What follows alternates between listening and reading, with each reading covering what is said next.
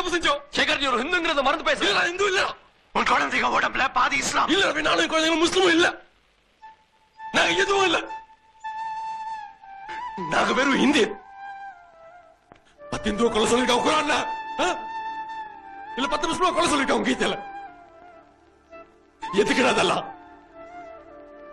இன்னைக்கு உங்களால குழந்தைகளை பறி கொடுத்து நினைச்சிட்டு இருக்க.